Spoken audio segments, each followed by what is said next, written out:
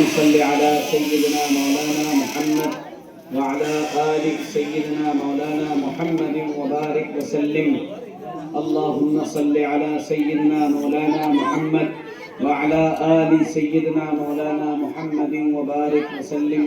يا رب صل وسلم دائما أبدا على حبيبك خير الخلق كلهم.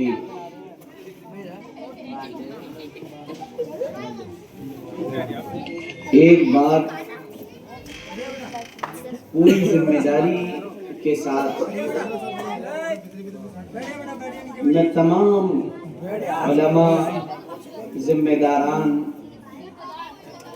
کے سامنے اور تمام سامعین اور سامعات کے سامنے کہنا چاہتا ہوں، اور وہ بات یہ ہے کہ دین، اسلام، شریعت اور قرآن یہ کسی بھی حال میں مٹنے والا نہیں ہے. اس بات کو گرہ باندھ کر رکھ لیجئے. یہ دین اللہ کا بھیجا ہوا ہے، یہ قرآن اللہ کا نازل کیا ہوا ہے، یہ شریعت اللہ کی عطا کردہ ہے، اور جناب رسول اللہ صلی اللہ علیہ وسلم کی غلامی ہمیں اللہ کے فضل اور اللہ کی توفیق سے ملی ہوئی ہے.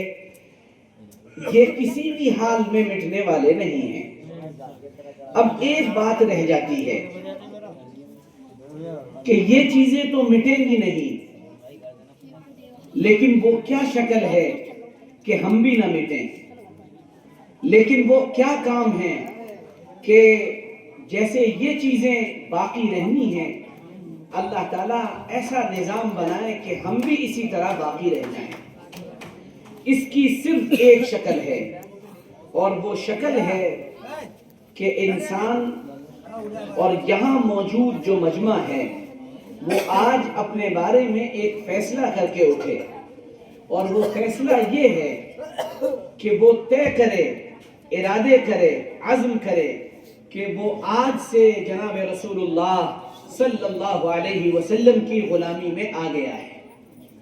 اگر آپ اس جلسے کے بعد، اگر آپ مکتب کے اس پروگرام کو دیکھنے کے بعد، اگر آپ اتنا پیسہ خرچ کرنے کے بعد اس پورے جلسے کو، اس پورے پروگرام کو صرف اپنے ذہن اور دماغ اور کانوں کی عیاشی بناتے ہیں، تو یقین کریے کہ آپ نے اپنے اس وقت کو برباد کر دیا.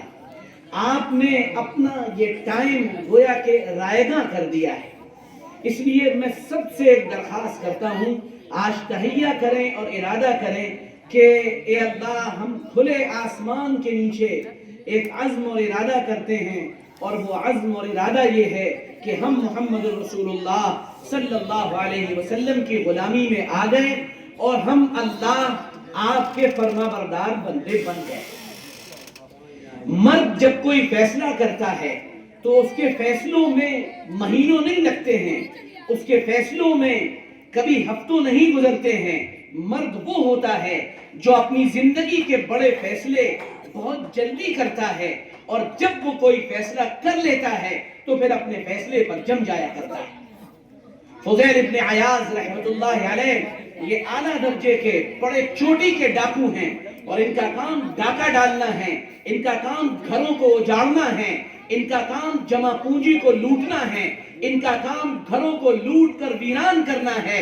وہ فضیل ابن عیاض جب ایک گھر کے اندر داخل ہوا، داخل ہونے کے بعد وہ مال اکٹھا کر کے اپنی گٹری میں لپیٹ کر اپنے کاندھے پر لاد کر وہ جب گھر سے باہر نکل رہا ہے، تو جب وہ کسی کمرے کے پاس سے گزرتا ہے تو اس کمرے میں ایک آدمی جو گھر کا ذمہ دار تھا، گھر کا مالک تھا، وہ کھڑے ہو کر نماز پڑھ رہا ہے، اور نماز میں وہ اپنی تلاوت ذرا تیز آواز سے کر رہا ہے.